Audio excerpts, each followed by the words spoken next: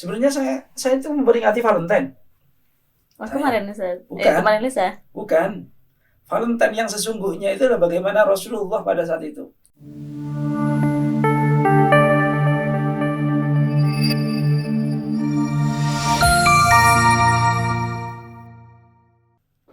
Oke, bismillahirrahmanirrahim. Assalamualaikum warahmatullahi wabarakatuh.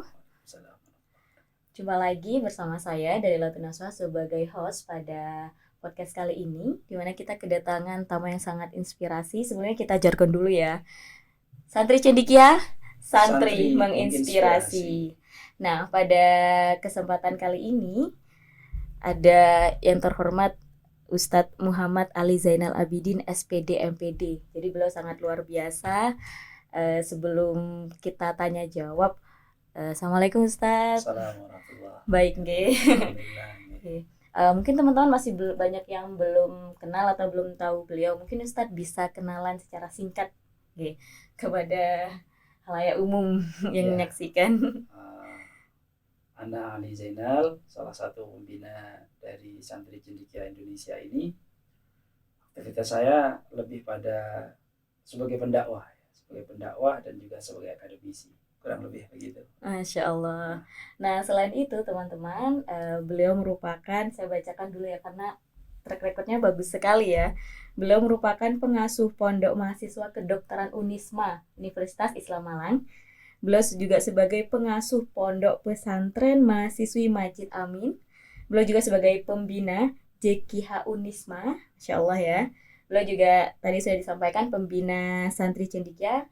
Beliau juga sebagai anggota komunitas pendakwah KPK Malang. Nah, ini mungkin nanti kita ulik ya KPK ini seperti apa. Dan beliau juga sebagai pengurus Naqobah Aulia Tis'ah Malang atau sebagai pencatatan nasab Zuriyah Wali Songo. Masya Allah sekali ya.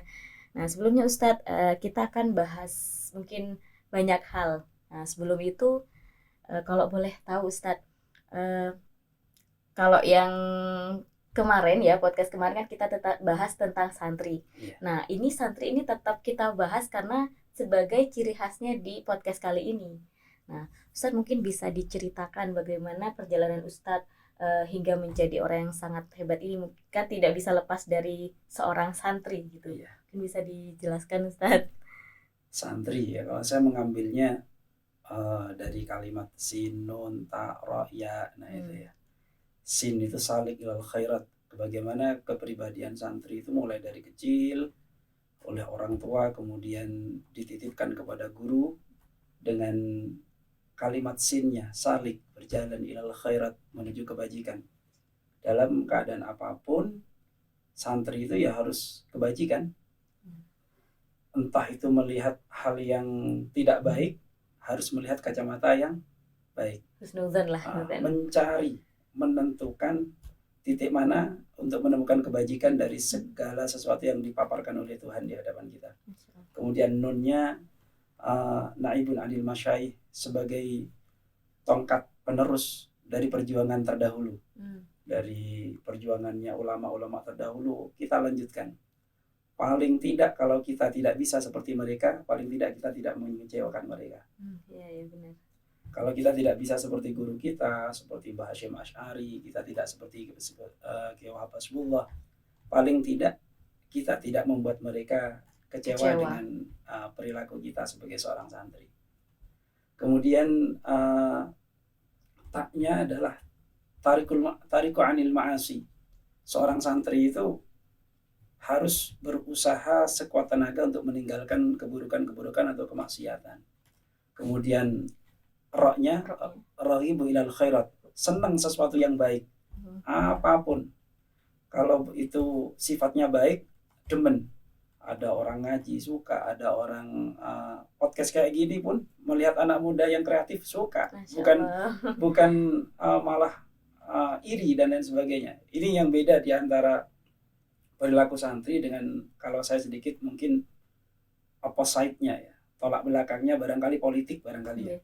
Kalau orang politik itu seorang guru mengajari bawahannya, kemudian suatu saat bawahannya itu bisa naik melampauinya. Ini bisa menjadi pesaing ya. Bisa menjadi pesaing. Tapi kalau dalam santri, seorang kiai mendidik santri, kemudian santrinya bisa menjadi hebat, itu menjadi kebanggaan bagi seorang kiai, Kebanggaan tersendiri. kebanggaan seorang kiai, dan merasa keberhasilan dan tidak merasa tersaingi dari seorang santrinya. Makanya raghib ilal khairat, terhadap apa-apa yang baik, kreativitas anak muda, kreativitas siapapun diapresiasi. Makanya santri ini luar biasa. Kemudian iaknya tentu dari segala yang diamalkannya, yajus salamah fid dunya wal akhirah, mengharapkan keselamatan dunia dan akhirat. Nah, saya rasa santri seluruh manapun ujung-ujungnya itu sudah. Tidak ada orang santri itu kok kemudian urusannya dunia, ya. Urusannya ujung-ujungnya kok dunia, maka itu salah. Bukan berarti santri itu nggak mau dunia sebagai sarana. Tapi santri harapannya adalah menjadi orang yang dunia itu bagian dari alat, ya, alat untuk menuju akhirat. Itu aja. Masya Allah. Berarti kalau saya boleh tahu Ustadz, selama menjadi santri mungkin ada pengalaman yang tidak bisa dilupakan hingga saat ini. Mungkin ada Ustadz beberapa, mungkin bisa Nah, ini menjadi santri itu asik ya, asik. Kalau kita berangkat dari rumah, mohon maaf saya sedikit mengungkap, saya ini anaknya kiai. Saya anaknya kiai. Anaknya kiai, anaknya punyai. Kalau di rumah mungkin orang-orang sudah, kalau sekarang manggilnya Gus ya, kalau bahasa sekarang. Dulu saya masih dipanggil Bintoro ya. Oh. Bintoro. Bintoro kalau di ya saya Madura. Bintoro, ya. Bintoro. Nah, kebetulan di sini percampuran antara Madura dengan Jawa ya. Yeah. Dari bangsawan Madura, kemudian bangsawan Jawa juga. Bintoro juga masih sangat berlaku. Nah, dalam konteks seperti ini ketika sudah di pondok, hilang itu semua. Nggak ada itu semua. Anaknya siapapun kalau jadi santri sama. Kedudukannya sama. Sama. Itulah asiknya pesantren. Bahkan yang notabene saya bukan orang yang kaya, bukan orang yang miskin juga. Tapi ketika di pondok, tirakat itu pasti. Iya. Tirakat itu pasti. Bisa dijalankan kalau di pondok. Bisa dijalankan. Jadi sebagai seorang santri, yang unik itu ketika saya nyantri di suatu pesantren, pernah saya punya uang cuma Rp2.000 ya. Ini pengalaman nyantri yang mungkin kalau saya sekarang uang Rp2.000 kalau di sekarang barangkali 5.000 barangkali ya. Oh iya. Sekarang buat parkir sih. Atau 10.000 lah. Iya. Nah, pada saat itu saya enggak ada uang selain itu. Kemudian kalau kiriman barangkali 2 pekan yang akan datang saya kiriman. Tapi uang udah habis karena kebutuhan-kebutuhan yang lain yang sifatnya bukan foya-foya tentu. Karena sambil sekolah saya beli makanan. Nasi sudah masih ada, kemudian lauknya apa nih? Saya stop bakso. Pak, beli kuahnya boleh? Ya Allah, beli kuahnya boleh? Oh boleh deh. Kemudian uang itu mau saya kasih sama orangnya, udah bawa saja. Nah itu salah satu pengalaman. Dan banyak lagi, saya sering makan di pondok itu hanya dengan nasi digoreng tanpa minyak, hanya dengan garam, itu sering. Masih merasakan hal yang demikian. Indah banget. Nikmat sih Ustadz ya. Nikmat. Dan saya tidak pernah menyesal dengan kondisi itu. Dan justru dari situ hebatnya santri. Santri itu diajak melas kalau bahasa kita. Diajak sulit, mampu. Apalagi diajak bahagia. Waduh, sangat mampu. Iya. Ini. Jadi teringat banyak orang-orang, teman-teman saya sih juga mengatakan kalau jadi santri itu kita berani, cuman kita takut lapar gitu. Berarti kalau perjalanan menjadi santri hingga menjadi orang sangat hebat ini kan berarti sudah mengalami bahasanya fluktuatif kayak kehidupan gitu. Terus ternyata pegangan menjadi santri itu juga sangat berguna kayak gitu. Yang menjadi pertanyaan Ustadz, kan banyak itu kan orang-orang itu misalkan ada satu yang melakukan kesalahan, dia akan melabelin semuanya itu sama. Misalkan ada alumni santri yang nggak benar, dia akan santri kok gitu, nah padahal kan oknum.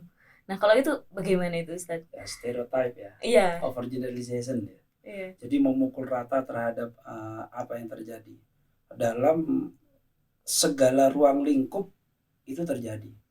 Nggak cuma santri, nggak cuma bahkan dalam institusi-institusi tertentu, institusi milik negara pun misalnya, ada polisi misalnya. Iya. Kita kenal image-nya polisi kayak gitu misalnya. Iya. Padahal banyak polisi yang baik kan. Iya, Nah, yang kayak masih gitu. jujur Iya, kayak sama. gitu. Sebenarnya kita bukan membentengi kita supaya nggak dianggap begitu.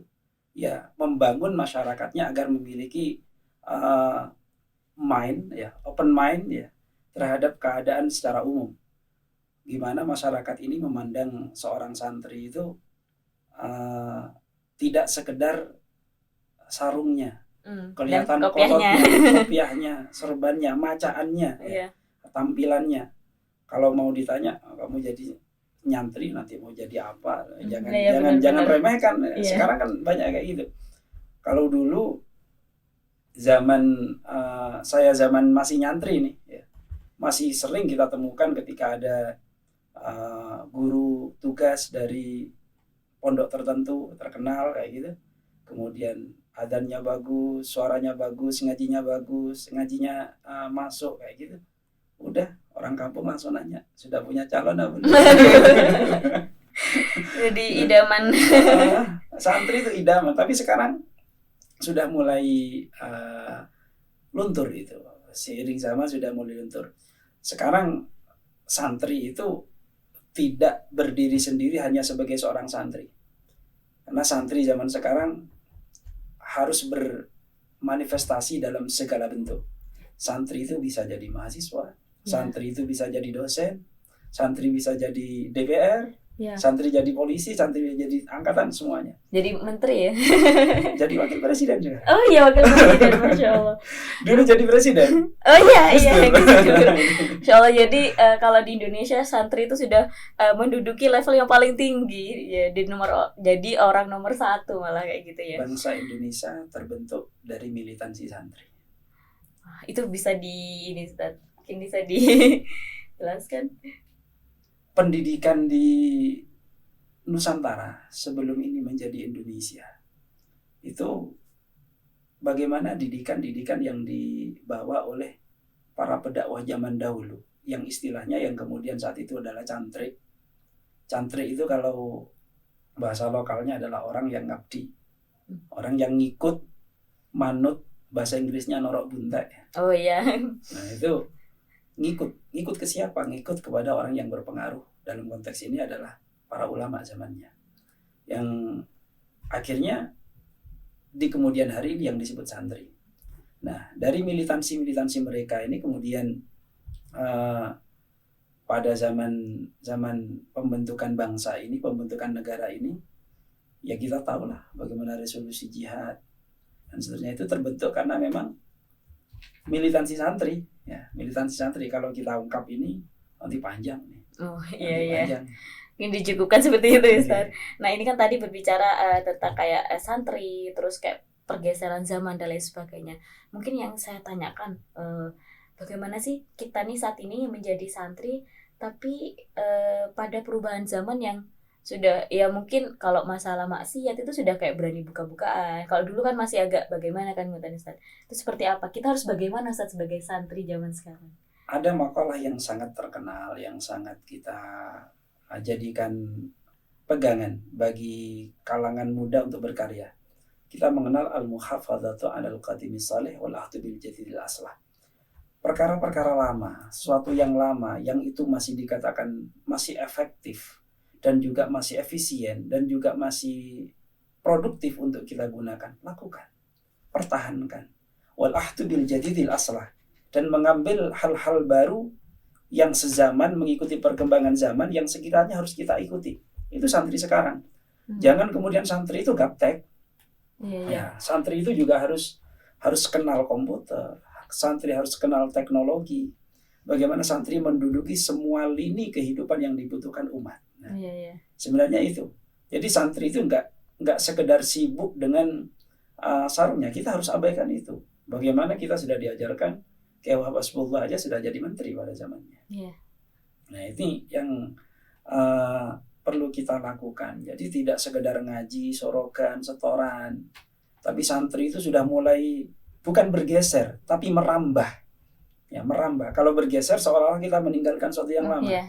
Tapi merambah. santri ini sudah harus banyak kacamatanya sekarang. Nggak cuma 2 ke depan, tapi kanan kiri belakang juga harus ada. Harus kondisional kayak gitu. Kalau kondisional bukan berarti santri itu kok kemudian pimplan ya. Oh iya. Tapi dalam arti ini santri itu harus bisa menyesuaikan dengan kondisi zaman. Ya. Tentu hal-hal yang prinsip harus tetap dipertahankan. Iya. Harus dipertahankan. Jangan kemudian sekarang ini zamannya sudah zaman Valentine misalnya. Aduh, iya ini Nah, yang ini. lagi happening tanggal 14 Februari kemarin, 2 hari yang lalu. Nah, ini sangat hangat berarti Ustaz. Nah, itu gimana sih kalau santri terus memperingati Valentine? Nah, itu seperti apa itu? Sebenarnya kalau misalnya itu menjadi trending. Sekarang kalau nggak Valentine nggak keren misalnya. Sekarang kalau nggak Valentine nggak keren. Sekarang segala sesuatu itu sebelum ada qaid yang menjadikannya haram, sesuatu yang sebelumnya tiada kemudian ada, sebenarnya nggak ada hukum halal, haram, mubah, makruh dan sebagainya. Pada asalnya umumnya adalah mubah. Akan tetapi ketika itu sudah tasabbuh, berkaitan dengan menyamai perilaku orang-orang yang dimurka oleh Allah, maka itu ada hukum tasabbuh namanya, menyamai. Tapi ada sisi lain yang bukan sekedar tasabbuh. Apa konten atau muatan dari suatu peringatan. Nah ini, jangankan Valentine, Maulid Nabi misalnya. Maulid Nabi. Berbicara tentang Maulid Nabi, walaupun mungkin ada orang yang mengatakan dulu Nabi kan tidak maulidan, misalnya gitu. Kita udah abaikan dalil-dalil yang seperti itu. Seandainya Nabi pun tidak, tapi tidak ada larangan, mubah-mubah saja, boleh-boleh saja. Tapi kok kemudian muatan dari suatu maulid itu menyimpang dari ajarannya Allah dan Rasulnya, menyimpang dari Al-Quran, tentu ini sudah bukan arti maulid lagi. Sama dengan ini, seandainya Valentine misalnya. Valentine itu apa sih?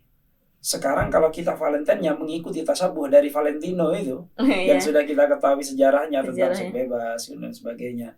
Nah, itu kan budaya yang berangkat dari pembangkangan ya. Pembangkangan yang kemudian muatannya sudah jelas maksiat ya. Sudah jelas maksiat, maka jelas kalau di situ muatannya sama dengan itu ya. Sebenarnya saya itu memperingati Valentine. Kemarin Ustaz. Kemarin Lusa. Bukan. Valentine yang sesungguhnya itu adalah bagaimana Rasulullah pada saat itu. Oh, iya benar. Apa? Ketika peristiwa Fathu Makkah. Iya. Itu jauh lebih Valentine daripada Valentine-nya ini. Kalau Valentine yang dimaksud adalah hari kasih sayang, hari rahmah itu yang sebenarnya bukan 14 Februari itu yang terjadi ketika Fathu Makkah. Fathu Makkah itu ketika Kanjeng Nabi hijrah ke Madinah, kemudian pertama kali balik ke Mekah dengan pasukan yang sudah banyak, dengan pengikut yang sudah banyak. Orang-orang Mekah yang dulu ngejar Rasul tuh, mereka pada kebingungan, pada ketakutan. Tapi kemudian saat tertentu dikumpulkan oleh para sahabat. Apa kata Nabi? Al-yaum yaumul marhamah. Hari ini adalah hari kasih sayang. Hari ini hari tidak ada permusuhan. Saya bukan untuk balas dendam. Saya bukan untuk membunuh kalian, bukan untuk mengejar kalian. Yaumul marhamah. Itu kasih sayang sungguhnya. Kalau kita mau merujuk pada mencari hari Valentine yang sungguhnya, ya itu sebenarnya. Tapi kalau Valentine yang kembali pada Valentino itu, yang pada sejarah pada umumnya ya, seorang Valentino yang kemudian melakukan seks bebas, kemudian ujung-ujungnya maksiat, ya jelas itu. Muatannya saja sudah jelas haram. Salah, ditambah lagi dengan tasyabbuh. Tasyabbuh itu menyamai perilaku kaum yang dilaknat oleh Allah. Menyamai perilaku kaum yang dimurkai oleh Allah. Nah, ini jelas. Astagfirullah ya. Karena kemarin itu Ustaz saya juga lupa kalau waktu itu sudah tanggal 14 terus Valentine gitu. Cuman ketika saya ke Indomaret loh kok promo beli coklat buy one get one free. Jadi saya beli Ustaz, tapi saya niatan ketika kan kebetulan saya juga ngajar privat ngeten Ustaz. Saya kasihkan ke mereka, tapi ini kan katanya sekarang hari kasih sayang, tapi enggak, ini tak kasih karena gratisan kayak gitu. Jadi ketika melakukan sesuatu tapi berkenaan dengan hari itu, misal ya kayak tadi saya beli coklat tapi ternyata berkenaan dengan Valentine, tapi niatnya bukan Iya. itu berarti nggak apa-apa kan Selama Ustaz? kita nggak bersinggungan secara langsung dengan itu. Oh iya iya iya, aman ya, aman. Saya pun tanggal 14 Februari biasanya nerima kue. Waduh, Ya. terus kan kalau nggak dimakan eman kan Ustaz? Eman, ya karena 14 Februari saya ulang tahun. Wah, Masya Allah, jadi setiap tahun diperingati oleh sedunia, Masya Allah ya Ustaz. Berarti Ustaz, selamat ulang tahun ya Ustaz, barakallah. Terima kasih. Sama dengan Mbah Hasyim Asy'ari. Ya, Mbah Hasyim Asy'ari juga 14 Februari. Kalau kita runtut-runtut, sebenarnya kalau kita memperingati hari Valentine, ngapain sih? Gak ada pekerjaan banget gitu loh. Padahal untuk sekedar kasih sayang itu, kalau ujung-ujungnya kepada kemaksiatan, ya Ya, menjauhkan nothing. kepada Gitu. Sang Pencipta kayak gitu. Nah, juga kali ini kebetulan kan juga selain katanya ini Valentine dan lain sebagainya, ternyata teman-teman ini kan masih masuk di bulan Rajab ya Ustaz. Ya, dan juga setelah ini besok hari Sabtu ya, atau Sabtu insya Allah itu Isra Mi'raj, peringatan Iya, Isra Mi'raj. Nah, ini nih kita akan bahas Isra Mi'raj karena beliau ini pengalamannya, pengetahuannya tuh sangat perlu kita ambil semua ilmunya ya. Dan di sini kita kuras habis-habisan kayak gitu. Monggo saat ini mungkin pembahasan terakhir kita kayak gitu terkait bagaimana Isra Mi'raj, terus bagaimana kalau kita implementasikan pada zaman sekarang itu yang seperti apa dan lain sebagainya. Kita mulai dari awal Ustaz. Nah, Isra Mi'raj itu kalau mungkin pembahasan secara general itu seperti apa Ustaz? Kan kadang anak muda nih atau beberapa orang itu kan kayak apa sih asal-usul Isra Mi'raj kok bisa gini-gini. Nah, biasanya kan kalau susah membaca tapi ketika dia melihat tontonan dia akan tahu. Nah, itu seperti apa Ustaz? Kalau nanti ujung-ujungnya salat ya, oleh-olehnya itu sudah biasa. Semua mubaligh ketika berbicara Isra Mi'raj ujung-ujungnya ini nanti perintahnya salat itu. Iya. Tapi saya mencoba melihat dari kacamata lain ya. Kalau kita merujuk pada Al-Quran, Isra Mi'raj itu direkam khusus dalam surah Al-Isra juz 15 awal itu. Semula dari keadaan Rasulullah. Nah, ini biar ditiru oleh para santri zaman sekarang. Rasulullah itu pernah sedih. Rasulullah itu pernah sebagai insan, sebagai basyariyah, pernah mengalami kesedihan. Bayangkan kalau pada saat itu orang tercintanya meninggal. Sayyidah Khadijah. Dan beliau tidak pernah mendua selama dengan Khadijah. Iya, benar sekali. Nah, ayo teman-teman. Rasulullah itu mendua itu ketika pernikahan kedua dan seterusnya, dan itu pun yang dinikahi selain Sayyidah Aisyah itu adalah janda-janda tua. Iya. Nanti bahasan itu kita close dulu. Iya. Kembali pada kita minggirkan dulu ya. Pada peristiwa sedihnya Rasulullah. Itu terjadi pada tahun ke-10 kenabian. Jadi Rasulullah itu menjadi rasul itu 23 tahun, yang 10 tahun di Mekah, 13 tahun di Madinah. Nah, 10 tahun kenabian ini mengalami kesedihan luar biasa. Pembela Rasul dalam urusan keuangan, Sayyidah Khadijah. Ini konglomerat nih. Iya, dihabisin, dientek-entek kan wis. Konglomerat udah dihabis. Sarana dakwah difasilitasin semuanya. Tapi kemudian beliau wafat. Ya. Pada momen yang sama itu masih ada yang membela beliau dari sisi keamanan. Kalau sekarang mungkin Pangkostrat sudah. Pamannya yang paling membela.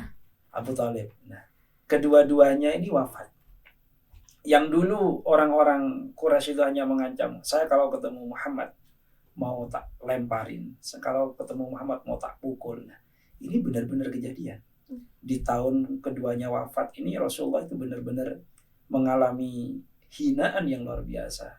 Dipisui oleh cara saniki, diumpat di depan Rasul secara langsung, diteriaki di depan Rasul secara langsung, dilempari kotoran, itu terjadi betul. Tapi Rasulullah tidak bergeming dengan kondisi itu. Justru beliau itu bersedih dengan kondisi bagaimana kehilangan partner di dalam kesehariannya. Maka Rasul bersedih. Ketika seorang kekasih terbaik dari Allah ini bersedih, Allah memberikan tuntunan kepada manusia berikutnya agar ditiru, diberlakukan kepada Rasulullah. Subhanalladzi asra bi'abdihi lailan minal masjidil haram ilal masjidil aqsa. Apa hiburannya? Dua. Hiburan bumi, hiburan langit. Hiburan horizon, hiburan vertikal. Maaf, ini yang mungkin jarang ditemukan di pengajian ya. Iya, saya baru dengar Ustadz, ini ilmu banget ini. Hiburan horizon ini Nabi diberikan oleh Allah berupa perjalanan traveling. Dari mana? Minal masjid ilal masjid. Minal masjidil haram ilal masjidil aqsa. Oke, berbicara masjid panjang lagi nanti. Iya. Tapi di sini poinnya adalah ketika manusia itu galau, Nabi sebagai bashar, Nabi sebagai manusia yang mengalami kesedihan, oleh Allah difasilitasi bagaimana bisa traveling bainal masjid ilal masjid. Bukan bainal klub ilal klub. Ya. Atau minal kafe. Ilal kafe. Ya Allah. Jadi ini kata kuncinya ketika Rasulullah ini dalam keadaan bahasa anak sekarang galau kan. Galau, ya. Semangatnya sedang menurun kayak gitu. Lagi down-downnya ya. Maka hiburannya adalah masjid. Masjid ilal masjid. Artinya apa? Baik itu masjid secara fisiknya ataupun secara spiritualnya. Nah, secara spiritnya spirit masjid lah. Bagaimana kita kembalinya kepada Allah, bukan hanya di medsos yang kemudian ya Allah kau apakan aku ini. Iya. Nah, tapi bagaimana ya Allah di atas sajadah benar-benar mengadakan tangan. Ini yang harus dilakukan. Rasulullah telah dicontohkan oleh Allah kepadanya dengan masjid ilal masjid. Nah, kemudian yang kedua hiburan vertikal. Nah, hiburan vertikal singkat-singkat saja ya. Apa yang lebih indah daripada bertemu dengan seorang kekasih bagi orang yang mencintai? Tidak ada. Gak bisa berword-word ya bahasanya sekarang. Kalau Rasulullah yang paling dirindukan, kira-kira menurut Mbaknya siapa kira-kira? Yang paling dirindukan oleh Nabi? Ya, ini Siti Khadijah. Bukan. Hatta nadhara ila jamalih bila sitrin wala hijab. Bisa berpangku tangan dengan Allah. Oh iya. Bisa berjumpa dengan Allah. Bisa berjumpa dengan penciptanya yang melindunginya selama ini. Di situ hiburan terbaiknya. Berarti saya ini tipikal yang nggak bisa move on ini Ustaz, masih mikirin masa lalu ya. Ya ada yang lebih berharga. Bahkan kalau jangankan setingkat Nabi, setingkat Abu Nawas pun kan begitu. Setingkat Abu Nawas dia nggak takut, nggak sekedar merindukan surga karena merasa nggak pantas. Dia nggak takut neraka, ya. Ya nggak kuat di neraka, tapi bagaimana dia hanya mengharapkan ridha Allah. Kalau Rabi'ah Adawiyah juga begitu. Ya Allah, kalau saya ini ibadah kepadamu karena takut pada neraka, maka hantamkan api itu di sini. Kalau aku ibadah karena menginginkan surga, berikan saja sama orang lain. Karena saya beribadah karena saya ingin berjumpa denganmu. Nah ini. Insyaallah, ini ya. Jadi kembali kepada Rasulullah diberi hiburan vertikal. Nah, hiburan vertikalnya itu adalah mi'rajnya itu, kemudian hiburan horizonnya adalah Isra-nya itu. Maka bagi kita sebagai santri, maka lakukan keduanya. Bagaimana hubungan horizon ketika kita sedang down-downnya, kata Mbaknya tadi ya. Iya. Ketika down-downnya, hubungan horizon ini kita bangun, tapi tetap ada ikatannya minal masjid ilal masjid, baik itu spirit maupun perilakunya. Nah, ini artinya kita tidak keluar dari rumah-rumahnya Allah. Kemudian yang hiburan langitnya, bagaimana kita membangun bangunan yang tegak, tangga menuju Tuhan. Artinya apa? Ya bertakarrub ila Allah.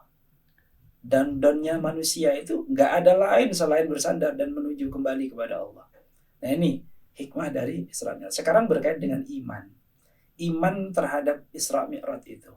Orang kalau kita berbicara iman, ada yang mengatakan, oh enggak, itu hanya ruhnya Nabi yang kemudian diajak bertamasya. Enggak, itu jelas. Baik itu ruh dan jasadnya dibawa. Nah, kalau kita berbicara iman, yang saya tekankan dulu imannya harus di sini. Kita harus sepaham dulu. Kira-kira Rasulullah itu seperti yang dipahami oleh tauhid agama kita, perjalanan dari Masjidil Haram ilal Masjidil Aqsa, kemudian Mi'raj itu berjalan kaki atau ada kendaraan? Ada masih ada apa ya? Bukan langsung sih Ustaz, ada perantara. Ada perantara. Kalau saya boleh ingatkan barangkali Buraq ya. Iya. Itu sepakat kita ya. Iya sepakat. Nah, Ya, sepakat. saya yakini seperti itu. Nah, oke. Ini insya Allah harus kita sepahamkan dulu tentang kendaraan ini yang bernama Buraq. Iya. Buraq itu adalah kendaraan alamul malakut. Kendaraan alam malaikat. Nah, alam malaikat. Sekarang malaikat itu produk dibuat dari apa malaikat? Dari cahaya. Nur, cahaya. Nah, cahaya ini adalah produk bahan baku untuk menciptakan malaikat. Kemudian malaikat masih punya kendaraan lagi. Punya kendaraan lagi yang namanya Buraq. Nah, di dalam malaikat, di dalam malkut itu ada suatu kendaraan cepat yang namanya Buraq itu. Kira-kira kendaraan dengan malaikat, kendaraannya di alam malaikat dengan malaikatnya lebih cepat mana? Iya, kendaraannya. Lebih cepat kendaraannya. Sekarang cahaya, bahan baku utamanya. Kecepatan cahaya adalah 300 juta kilometer per sekon. Nah, ini nanti bisa dicek ya, bisa dicek kebenarannya. Kecepatan cahaya segitu per detiknya. Maka bukan menjadi barang mustahil perjalanan yang sekian jauh hanya ditempuh semalam, kemudian sudah kembali lagi ke kota Mekah. Itu kendaraannya yang ditumpai, bukan yang dikendarai kendaraannya alamul malakut, bukan malaikatnya lagi. Iya. Nah, maka kalau kita berbicara tentang knowledge, ini kita maklumi bersama bahwasanya kecepatan cahaya sudah menjadi ilmu fisika, sudah diakui oleh semua ilmuwan zaman sekarang. Nah, sekarang Buraq itu adalah kendaraan alam malakut, kendaraan produk di alam cahaya. Nah, ini kalau berbicara iman sudah. Jadi kalau berbicara Isra Mi'raj, kok orang meragukan, maka ini secara ilmiah juga patut dipertanyakan. Karena secara ilmiah bisa diilmiahkan. Gitu. Iya. Bukan sekedar doktrin, gitu. Bukan sekedar doktrin. Ini Isra dan Mi'raj.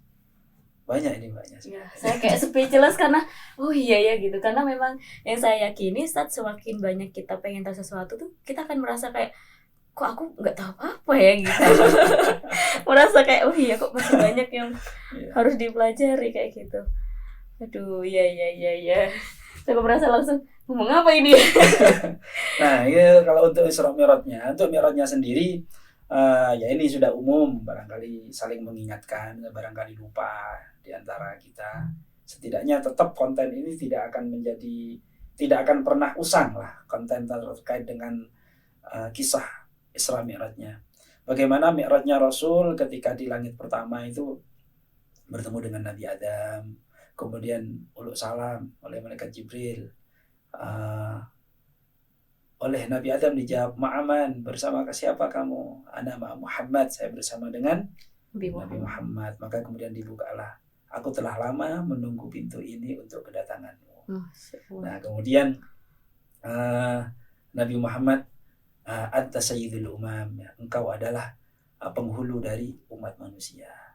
Apa kata Nabi Adam? "Wa anta sayyidul umam." Kayak ahlinya kayak gitu. Nih saya.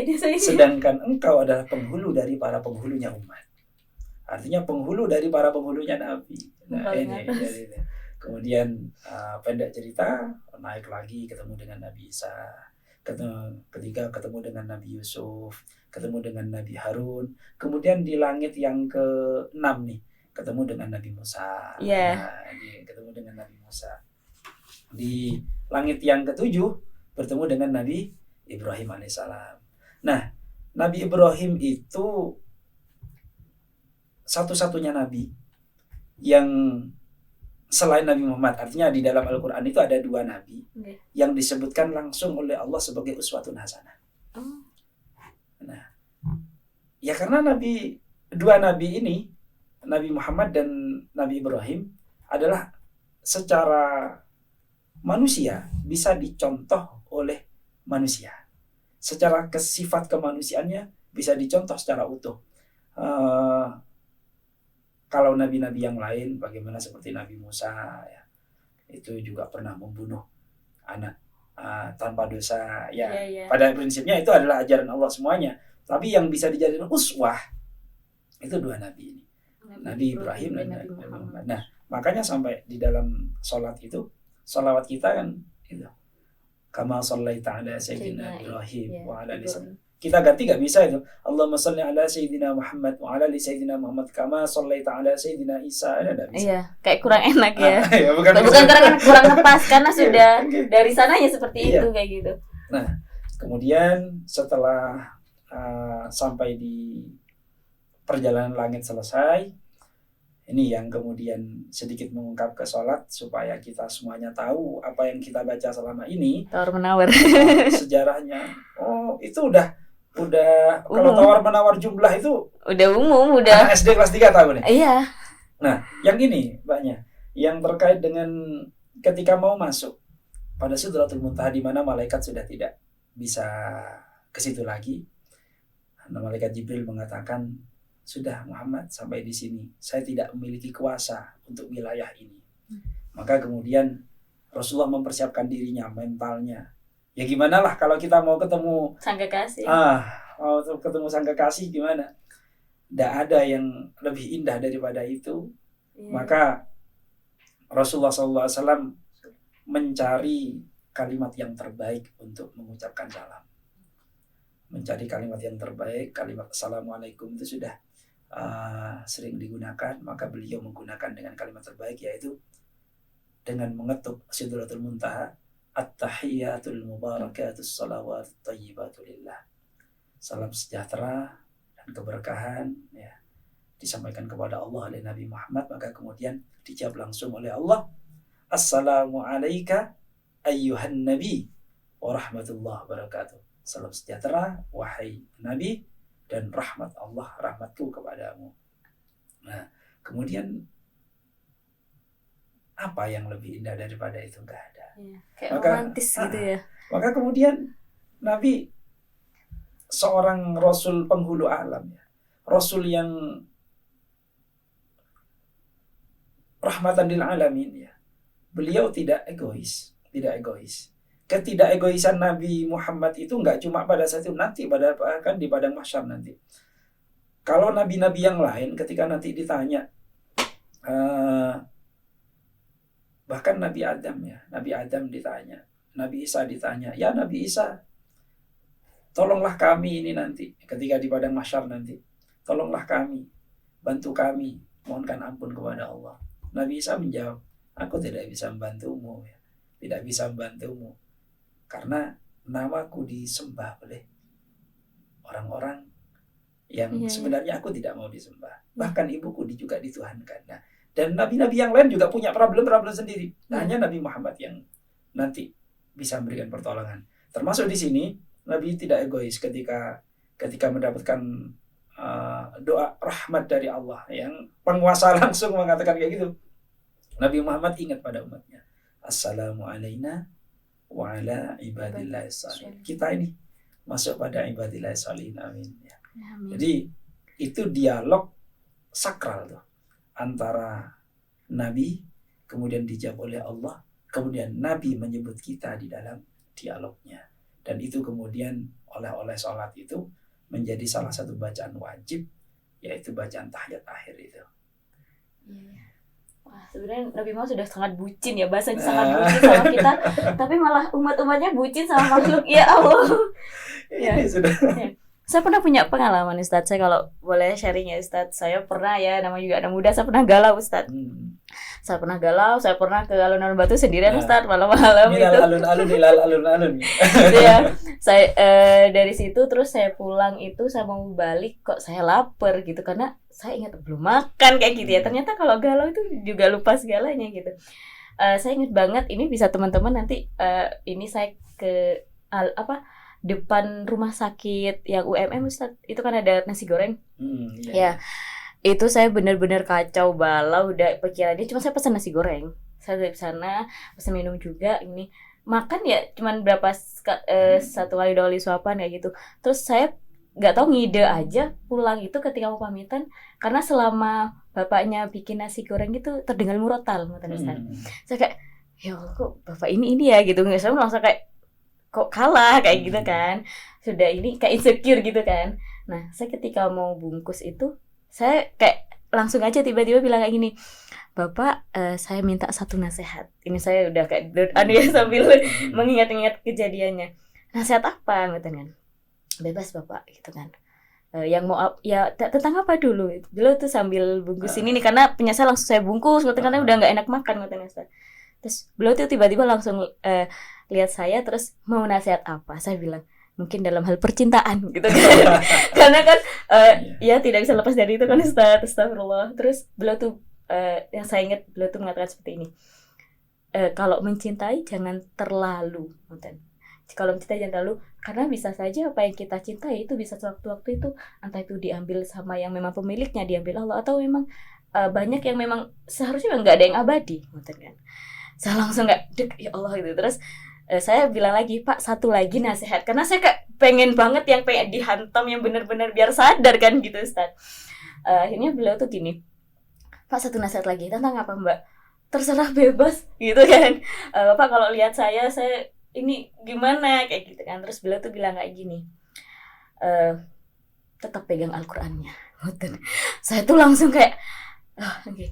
Baca Al-Qur'annya. Ingat, dekat aja tuh sama Allah. Kalau sudah urusan sama Allah itu sudah nomor 1, semuanya nggak ada apa-apanya.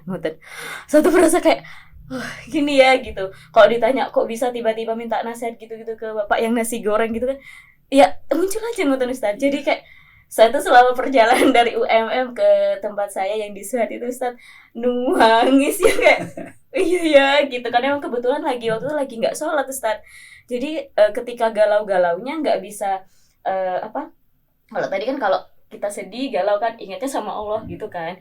Biasanya kalau ingat sama Allah kan, kalau kita galau sholat pun itu kayak wudhu aja udah nangis ngoten ya. Nah ini kebetulan lagi nggak sholat, jadi kayak berasa jauh banget ngoten kan. Jadi langsung kayak pulang itu nangis, malam-malam itu nangis, udah pagi-pagi udah kayak kelihatan banget habis nangis, dan untungnya udah udah bisa sucian, terus langsung kayak ini ya rasanya kayak gitu. Bener-bener kayak masih. Kadang manusia itu juga masih belum terlalu bisa membedakan ketika pengalaman yang dihadapi oleh seseorang menyebabkan dia ketika sholat, ketika ngaji tiba-tiba nangis. Iya Ustaz. Kadang dia nggak tahu loh, nangisnya itu nangis sudah bener apa enggak. Oh iya. Kadang gini, ada orang ketika sholat Allah Akbar, baru Allah saja dia sudah meneteskan air mata, suara sudah parau dan lain sebagainya. Usut punya usut, dia sedang punya banyak masalah. Ya, apapun itu tetap disahkan, tetap boleh. Artinya itu sudah bagus. Dalam keadaan punya masalah, dalam keadaan butuh Allah, dia memang sampai keadaan begitu kepada Allah. Tapi orang yang bisa konsisten, dia tidak harus menangis setiap saat. Kalau Allah mengajarkan di dalam Al-Quran, wa ja'alnakum ummatan wasatan, jadilah kamu itu orang yang tengah-tengah, landai. Kalau bahasanya orang sekarang itu lempeng, gak mudah nangis, tapi juga gak mudah marah. Iya. Dia bisa stabil gitu. Ya kalau kita berbicara tentang emosi, ya bisa kita kondisikan dalam kondisi seperti ini. Nah, yang dimaksud itu gini. Kadang orang itu begitu mudahnya kena sentuh sedikit oleh Allah di dalam urusannya menjadi kacau gitu. Kemudian dia udah benar-benar sedih, benar apa. Tapi kasih hiburan dikit oleh Allah, dia sudah benar-benar lupa. Iya. Nah ini. Iya, astagfirullah. Nah ini yang banyak terjadi begitu. Makanya menjadi umat wasatan. Ya kalau tadi saya ambil sedikit dari nasihatnya bapak-bapaknya itu tadi, kan menjadi orang yang sedang-sedang saja. Sholat ya nggak usah subuh sampai 20 menit sendiri. Ya. Baca suratnya langsung 3 surat jadi 1 surat panjang-panjang lagi. Nah, bukan begitu juga. Biasa-biasa aja. sholat ya biasa, tapi menjaga konsistensi yang penting. Jadi santri itu memang begitu. Kalau gini Mbak, saya itu sering di pesantren ngadepi anak-anak itu, kalau masih awal-awal gitu, ada yang kelihatan aktif banget ini, sudah langsung saya panggil, biasa-biasa ini ya sholat sunnah, ininya kalau sudah jadi istiqomah ya silakan lanjut. Tapi ojo muampang banget kayak gitu. Kenapa? Konsistensinya inilah. Nanti kok kemudian dapat 2 bulan, 3 bulan, kalau seperti besar-besarnya buntut sapi kan kayak gitu. Awalnya besar, tambah kecil, tambah kecil hilang. Nah, yang banyak kan kayak gitu. Malah yang biasa-biasa tapi tetap bertahan. Nah, kalau bahasa saya di dalam berjuang, di dalam berkehidupan ini, tidak peduli seberapa cepat saya berjalan, tapi yang terpenting I will never stop. Iya benar. Ya. Tidak peduli berapa cepat kalian melangkah, tapi you will never stop your step. Nah itu aja. Jadi kamu jangan pernah berhenti. Jangan pernah berhenti. Tapi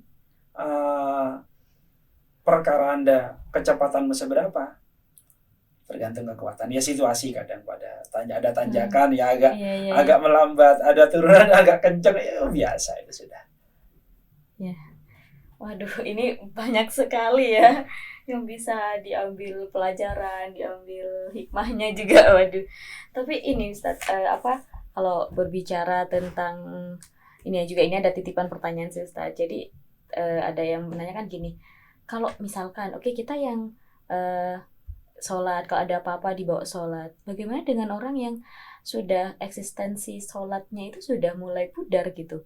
Itu bagaimana sih cara kayak membangkitkan giroh sholatnya lagi kayak gitu, biar kayak ada apa-apa itu tidak dikit-dikit sosial media, karena banyak kejadian, banyak peperangan di dunia maya itu hanya gara-gara postingan ini aslinya mau nyindir A, ternyata yang kesindir B. Nah itu kan terus berlangsung lama, biasa kan kayak gitu tuh. Bagaimana Ustaz? Kembali kepada mindset seseorang ya. Kita itu nggak tahu di hadapan Allah ibadah mana yang kemudian menjadi pembenar oleh Allah. Kalau merujuk kepada Imam Syafi'i, ada seorang ulama yang menceritakan setelah wafatnya Imam Syafi'i, kemudian beliau ulama sezamannya ini didatangi dalam mimpi, kemudian ditanya, gimana nasibmu sekarang? Alhamdulillah saya enak. Ini terkait dengan nggak usah bahas, ini adalah kisah-kisah karangan ya.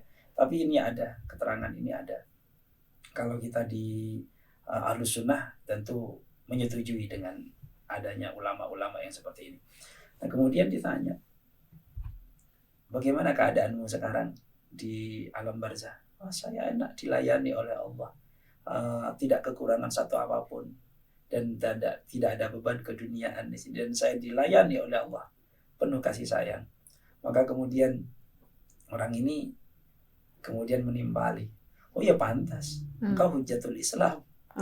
Engkau ini adalah seorang ulama besar, engkau ini adalah orang yang alim. Tapi apa kata Imam Syafi'i di dalam jawaban mimpinya itu, mimpinya seorang, Allah memberlakukan aku seperti ini bukan karena karyaku yang banyak itu. Nah itu semua menjadi amal yang baik dikarenakan salah satu sedekahku di suatu hari. Nah, artinya begini, kita itu di hadapan Allah bukan mau melulu sholat loh Mbak. Iya. Bukan mau melulu sholatnya. Kadang yang membuat amal-amal kita yang lain kemudian terekam, semuanya akan terekam, tapi kemudian akan menjadi terbukanya pintu rahmatnya Allah. Nah ini yang kemudian menjadi penyebab terbukanya pintu rahmatnya Allah, bisa saja entah suatu saat kita ikhlas dengan ridho kita mencium tangan guru.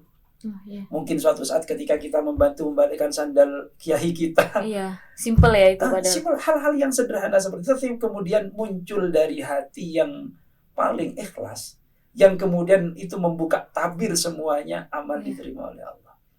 Makanya kalau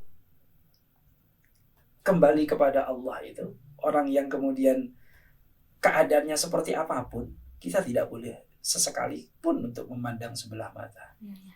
Jadi saya pernah, ini sedikit salah satu yang mungkin jadi rahasia saya, Mbak ya. Saya ini salah satu dai dari, salah satu dai dari para wanita-wanita cantik kita Oh, di Kota Malang. iya, iya, iya. Ini. Saya boleh ikut Ustadz? Maksudnya buat jadi ininya kayak asistennya Ustadz Iya. mungkin ya. Ya mungkin di lain waktu. Jadi saya istimewakan, saya katakan ini wanita-wanita cantik, wanita-wanita hebat, karena pada cita-citanya, pada dalam benaknya, saya katakan tidak ada satupun di antara mereka yang dari kecil ditanya kamu ingin jadi apa, saya ingin jadi pelacur, nggak ada. Iya. Tapi kenyataannya gitu. Kemudian yang ingin saya ungkapkan di sini, suatu hari setelah beberapa kali kajian, kemudian ya biasa nangis itu biasa, muhasabah itu biasa, saya rasa biasa. Cuma kemudian yang saya simpulkan di akhir pertemuan sekitar 3 bulan yang lalu saya terakhir, karena setahun kadangnya cuma 3 kali aja, Mbak Cah Ayu tak gitu kan. Saya mengatakan seperti ini semua dari awal ini semua. Saya tidak mengajak kamu mau berhenti saat ini. Saya tidak mengajak kamu untuk tobat hari ini. Kalau tobat iya, tapi dengan caramu. Tapi untuk berhenti itu saya tidak kuasa untuk melakukan itu. Setidaknya saya yakin di masing-masing kolbu kalian, ada niatan tidak ingin selamanya seperti itu. Nah, yang saya lakukan adalah membangun suatu rumah di dalam hatimu. Suatu saat kamu akan pulang, di hatimu ada rumah yang disebut iman itu, keyakinan itu. Itu sebenarnya. Makanya orang yang seperti mereka pun tahu dia. Bahkan maaf nih, ada loh yang mereka habis nerima tamu kemudian sholat. Apa ini? Kalau saya pertama kali ketika saya sholat Ustaz, mengatakan yang seperti itu, saya iki makhluk Gusti Allah Iya. yang semacam ini Unik ya. Dan saya nggak merasa paling hebat dan paling suci pada saat. Iya, paling benar buat Anda. Nah, iya. Jadi kompleks hidup ini. Iya. Itu loh santri, Mbak. Jadi santri itu nggak cuma ada di dalam pondok, nggak cuma ngaji sorokan kita aja, tapi ternyata kita bisa ke sana. Makanya kalau kita melihat bermacam-macam tipikalnya para kiai, kok ada kiai yang kelihatannya kayak korak, kok ada kiai yang nggak pernah di pondok, kok ada kiai yang nggak pernah keluar pondok, di situ aja. Ya udah, oleh Allah memang dikasih makom kayak gitu. Suatu saat ada seorang guru, saya tidak berani menyebutkan di forum ini, cuma saya sampaikan kisahnya begini. 2 orang bersaudara, sama-sama anaknya Kiai Khos, ya, sama-sama anaknya Kiai Khos di Jawa Timur. Kemudian yang satu ini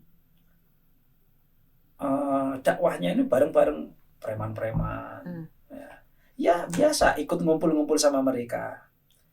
Yang satunya ngaji dari majelis ke majelis. Suatu saat majelis keluarga, nggak sampai niku kok gak mandek-mandek di embongan, gak leren-leren. Kamu itu kapan mau berhenti? Dianggapnya di jalanan itu katut dengan mereka. Iya, kayak keikut matanya. Dianggapnya begitu oleh adiknya yang ini lebih syariat lah ya. Perilakunya dianggap syariat kayak gitu. Tapi kemudian dengan lantang dia menjawab, ijolan tah. Ijolan. Sampai ngurmati wong-wong kae. Aku terima ora iso ngaji alfiah, ngaji imriti di pondok. Iso aku koyo ngono. Nah, itu artinya apa? Kita bisa menggali dari situ. Ya memang tugasnya mereka yang ditaruh di jalan ini oleh Allah, ya untuk mereka. Nah, jadi kita jangan anggap orang yang dekat dengan Allah itu hanya orang yang pakai sorban, yang pakai jubah, pakai ini. Karena walinya Allah itu ada yang ditaruh di pasar, ada yang taruh di pantai, ada yang ditaruh bersama para berandal itu. Nah, kira-kira kayak gitulah. Kita supaya lebih menghargai manusia, lebih memanusiakan manusia, dan menerima manusia yang macam apapun. Iya. Nah, itu. Karena saya teringat sesuatu kan Ustaz. Jadi kalau iblis itu nggak bisa buat kita jadi jahat ya kan? Tuh dia. Maka iblis akan membuat kita menjadi orang yang merasa paling benar, paling hebat, paling baik ya. Itu. Kalau iblis itu tidak bisa mengajak kita kepada rumahnya mereka, Iya. maka iblis itu akan duduk di atas hati kita. Astagfirullah. Sudah. Ya, Masya Allah ya. Jadi ini saya tulis poin-poinnya aja udah berapa lembar? 3 lembar ya. Ya mungkin ini bukan kesimpulan tapi poin-poin yang bisa saya tulis Ustaz. Kayak yang pertama ini jangan jadikanlah kesedihan ini tuh kembali kepada Sang Pencipta, bukan pada sosial media. Nah itu. Terus selanjutnya yang saya catat ini menarik. Jadi kayak konsistenlah pada keyakinan bahwasanya iman itu hanya kepada Allah Subhanahu wa taala. Terus ada lagi Ustaz. Wah, ini yang sangat saya suka ini. Berjalanlah tapi jangan pernah berhenti kayak gitu ya. Karena kalau ketika kamu berhenti ya udah selesai semuanya. Ibaratkan kalau kita yang biasa kita kenal ya kayak mengayuh sepeda ya udah kalau memang capek bukan yang langsung berhenti enggak. Jadi kayak seleren sejenak kita lanjutkan lagi perjalanannya seperti itu. Karena kita tidak pernah tahu ya ibadah mana yang nanti diterima Allah dan kita tidak pernah tahu doa dari mana, doa dari siapa yang dikabulkan oleh Allah sehingga menjadi wasilah kita menjadi lebih baik lagi dan menjadi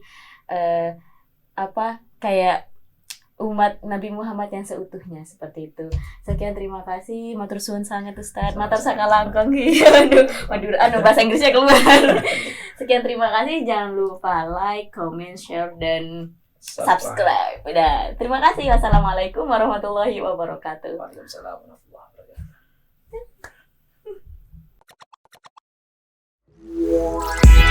wabarakatuh.